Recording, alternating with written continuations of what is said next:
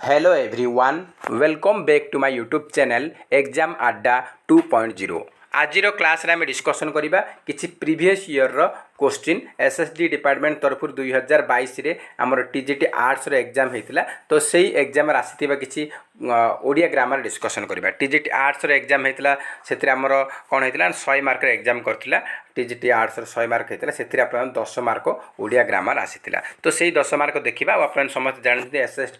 SST TGT आसीछि आ अपन jetty post मध्ये आसीछि तो आमे कंप्लीट आमे क्लास करबा फ्री ऑफ कॉस्ट करबा तो अपन प्रिपरेशन निहते करिवे तो फ्रेंड्स एठी आपन कहि रखुछि जे आपन पूर्वरु जो सिलेबस थिला वर्तमान जो एग्जाम पैटर्न मध्ये थिला 100 मार्क रो मे बी हमर एटा प्रत्येक डिस्ट्रिक्ट रे हेतिला जिल्ला वाइज हेतिला तो एथर तो आपन गोटे गवर्नमेंट बॉडी OSSS कंडक्ट करुच्ची से किसी चेंजेस हेबार चांस रही तो किसी टेंशन नहीं आपने जो पुराना सिलेबस को नहीं प्रिपरेशन करते आप खूब शीघ्र आसीज आज तो 25 तारीख हो गलानी तो आउ आप पाखे बहुत कम समय रही 4-5 दिन भीतर अप्लाई आरंभ हम 1 तारीख रु तो फुल नोटिफिकेशन आपने पाइबे तो देखा आम ओडिया ग्रामर कौ टाइप क्वेश्चन आसाला आम टे देखने तो 10टा क्वेश्चन थिला तो फास्ट क्वेश्चन आम देखा फास्ट क्वेश्चन रही ओडिशार राज्य संगीत वंदे उत्कल जननी कवि किए ओडिशार राज्य संगीत वंदे उत्कल जननी तार कवि किए बोली से पचारि तो देखो लक्ष्मीकांत त्रिपाठी लक्ष्मीकांत महापात्र लक्ष्मीवंत महापात्र लक्ष्मी नारायण त्रिपाठी माने कन्फ्यूज करने सेम ना देछि तो वंदे उत्कल जननी तार लेखक होउचंती लक्ष्मीकांत महापात्र ये क्वेश्चन आपन पचारि लेखा लेख गोटे क्वेश्चन तापर देखंतु केउटी सारला दास द्वारा रचित काव्य कविता नुहे कौटा सारला दास लेखिनाती कौटा सारला दास लेखिना से पचारि महाभारत चंडी पुराण विचित्र रामायण उत्कल लक्ष्मी तो सारला दास लिखिं महाभारत लिखिं चंडी पुराण लिखिं विचित्र रामायण लिखिं कौटा लेखिना ना उत्कल लक्ष्मी से लेखिना यहाँ आमर लेखा लेख को 2टा क्वेश्चन हो गला तापर आउटे आम रही लेखा लेख टोटाल 3टा आसाला 10 मार्क 3 मार्क लेखा लेख पर आसाला तो से पचारि अपहंच उपन्यास औपन्यासिक किए अपहंच उपन्यास किए लिखिते अपहंच उपन्यास लेखक होती किए सी होती गोपीनाथ महांती तो आप देखिले 10 मार्क 3टा आम लेखा लेखक आमर RHT regular high school teacher आप 45 मार्क थिला से आमर 7 मार्क आमर लेखा और लेखक आसाला जहाँकि मु गोटे सिंगल वीडियो बनती से 7टा क्वेश्चन आसाला तो नेक्स्ट रही आमर शुद्ध अशुद्ध रही गोटे शुद्ध वाक्य क्यों लक्षण थी जरूरी अटे तो देखो गोटे शुद्ध वाक्य कौन कर्ता कर्मा क्रिया ना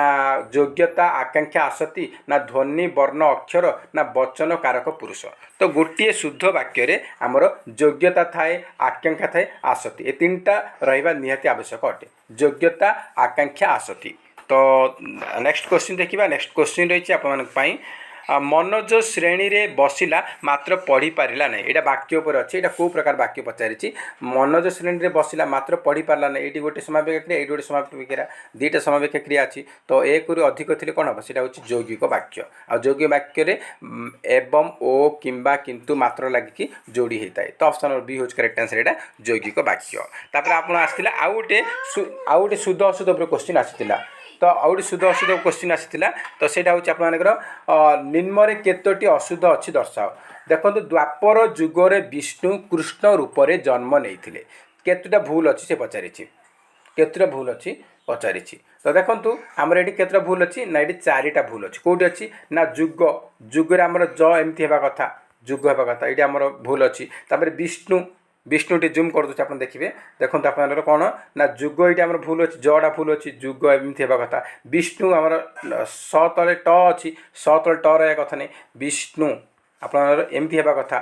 ये ट अच्छी यहाँ भी भूल अच्छी तापर कृष्ण न अच्छी न रहा कथा नहीं कृष्ण आपमती होगा कथा यहाँ भी भूल अच्छी 3टा भूल हो गला आउ गोटे कौन रूप रूप आमर एमती होगा कथा दीर्घ होगा कथा हर्ष हो तो आमर 4टा भूल अच्छी कौटा भूल अच्छी ना 4टा भूल अच्छी रूप दीर्घ होगा कथा 4टा आमर भूल अच्छी तो नेक्स्ट देखा नेक्स्ट रही केउठी ठीक शब्द रूप आप देखिए रूप दीर्घ रही आप देखिपारे ना से हर्ष होता तो केउटा ठीक शब्द बोली पचार शुश्रूषा शुश्रूषा शुश्रूषा शुश्रूषा तो कौटा शुद्ध आमर ऑप्शन नंबर ए हूँ करेक्ट आंसर आमर तालबस्य हर्षौ तापर आपनर तालबेश्य र फला दीर्घ तापर मूर्धन्यांशर आकार ऑप्शन नंबर ए हूँ आमर करेक्ट आंसर शुद्ध अशुद्ध पर आम 2-3टा क्वेश्चन पचारि नेक्स्ट पचारि अकल गुडुम रूढ़ीर अर्थ कौन अकल गुडुम रूढ़ीर एटा इज क्वेश्चन यहाँ मत पचारि अकल गुडुम रूढ़ीर अर्थ हूँ बुद्धि बणा हेबा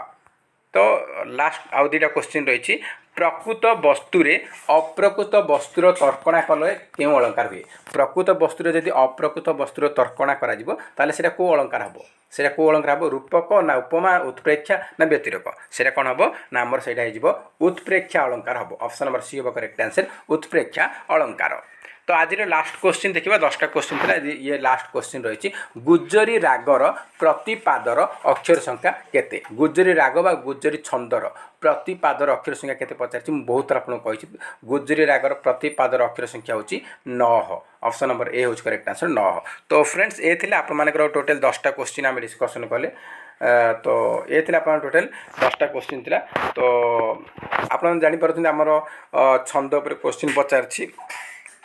तापर आपनर अलंकार पर पचारि आमर रूढ़ी पर पचारि शुद्ध अशुद्ध पर पचारि तार आपनर लेखा और लेखक आपनर यापर क्वेश्चन पचारि तो 10टा क्वेश्चन था एथर आप जो OSSC कंडक्ट कर तो गोटे ये गोटे गवर्नमेंट बॉडी तो एथिरे किसी चेंजेस हम ओडिया ग्रामर मैक्स अधिका क्वेश्चन आसार चांस रही देखा जाओ 5 दिन वेट करंतु 5 दिन पर आमर फुल सिलेबस आसीबो अप्लाई आरंभ हम तो तापर आम कंप्लीट आम क्लास आरंभ करवा तो फ्रेंड जय हिंद जय जगन्नाथ।